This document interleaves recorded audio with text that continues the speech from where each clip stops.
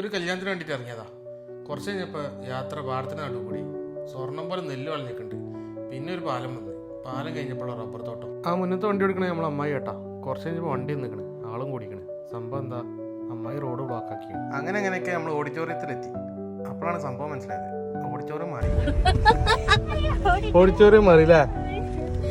അങ്ങനെ ഓഡിറ്റോറിയം മാറിയിട്ടാ. ശരിക്കും നമുക്ക് കല്യാണമുള്ള ഓഡിറ്റോറിയം കണ്ടുപിടിച്ച് ഞാൻ നേരെ അതിനുള്ളിൽ കയറിയിരുന്നു. പക്ഷെ നമ്മളാരും ചോറുന്നാൻ വിളിക്കണില്ല. ആദ്യത്തെ ഓഡിറ്റോറിയത്തിൽ തന്നെ ചോറുന്നാ മതിയായിരുന്നു. പിന്നെ ഞാൻ തന്നെ കണ്ട് ഇറങ്ങി. വെറുതെ എല്ലാവരും വിളിച്ചാത്ത്. അത്യാവശ്യം നല്ല തിരക്കുണ്ട് അവിടെ. അതൊക്കെ തിന്ന് പുറത്തിറങ്ങിയപ്പോൾ ഇവരാരൊക്കെ കുറ്റം പറഞ്ഞിട്ടുണ്ട്. എന്തായാലും ചെയ്യാം, ഇവർക്ക് തന്നെ പണി. അതിൻ്റെ ഇടയിൽ കൂടി അമ്മായിൻ്റെ റോഡ് ബ്ലോക്കാക്കി തള്ളും.